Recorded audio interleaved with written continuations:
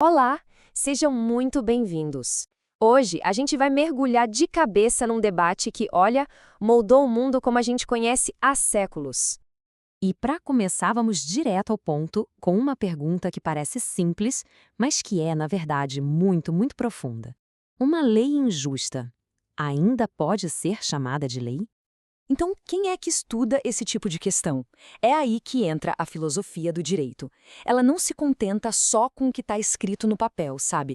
O objetivo aqui é ir além, é entender a essência do que a lei realmente é. Para a gente entender isso, primeiro a gente precisa dar um passo atrás e investigar a filosofia que existe por trás da lei.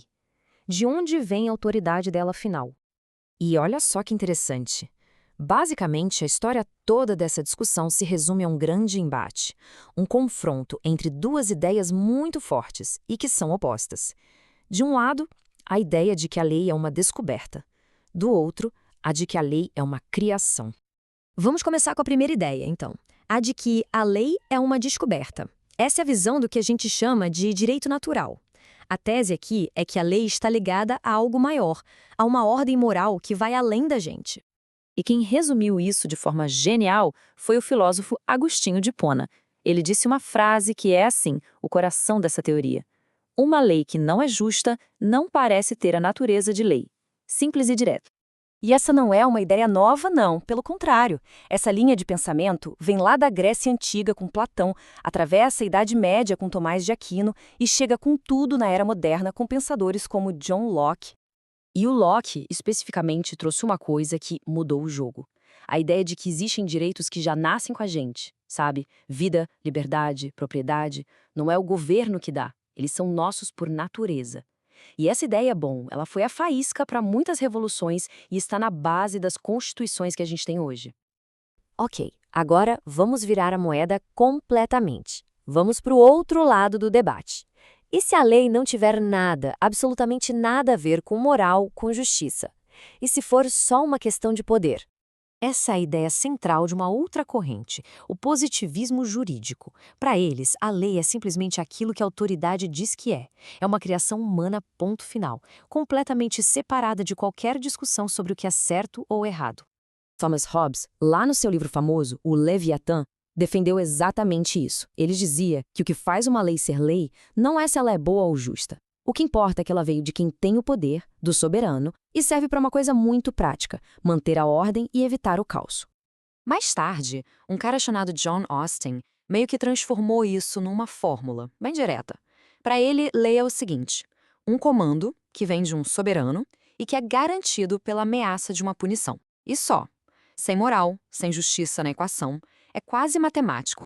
Mas talvez quem levou essa ideia ao seu ápice foi Hans Kelsen. Ele imaginou o sistema jurídico como uma pirâmide. Pensa só, lá na base você tem as regras mais simples, tipo um contrato de aluguel. Um nível acima, as leis que validam esse contrato. Mais acima, a Constituição, que valida as leis. Mas e o que valida a Constituição? No topo de tudo, Kelsen colocou o que ele chamou de norma fundamental. É uma ideia meio abstrata, como se fosse um porque sim que segura a pirâmide toda de pé.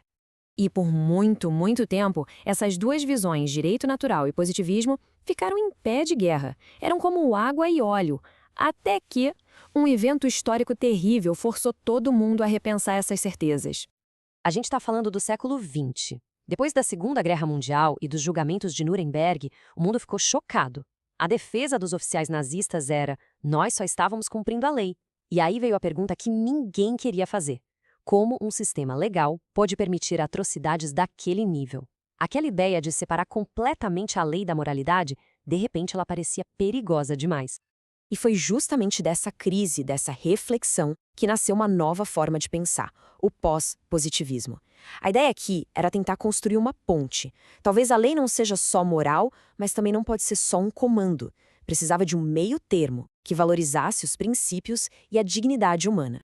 E um nome fundamental aqui é o de Ronald Dworkin. Ele veio com uma ideia muito poderosa, a de que a lei não é só um livro de regras, é mais como uma história que está sendo escrita o tempo todo. E os juízes, ao decidirem os casos, não podem só aplicar a regra friamente. Eles precisam interpretar essa regra pensando nos princípios de justiça e de equidade que estão por trás de todo o sistema. Essa ideia de que a lei e a interpretação nunca foi tão importante quanto agora. Porque, no fim das contas, por que esse debate todo que vem lá da Grécia Antiga ainda é relevante? A resposta é simples, porque ele está no coração dos maiores dilemas que a gente enfrenta hoje em dia. Pode parecer que não, mas as mesmas perguntas de sempre voltam com uma roupa nova. Quando a gente discute inteligência artificial, a gente está perguntando: um algoritmo que segue regras puras pode ser justo ou ele precisa de princípios morais? E a regulação da internet? Como a gente protege a privacidade? Quem tem autoridade para definir isso num mundo sem fronteiras? É o mesmo debate de novo. Isso tudo nos leva a uma questão final, que talvez seja a mais importante para o nosso futuro. Quem vai decidir o que é justo daqui para frente? Vai ser um juiz com sua capacidade de interpretação e seus princípios? Ou vai ser um algoritmo com sua lógica fria e eficiente? A resposta que a gente dê para isso vai depender e muito de qual dessas grandes ideias filosóficas que a gente viu hoje vai acabar prevalecendo.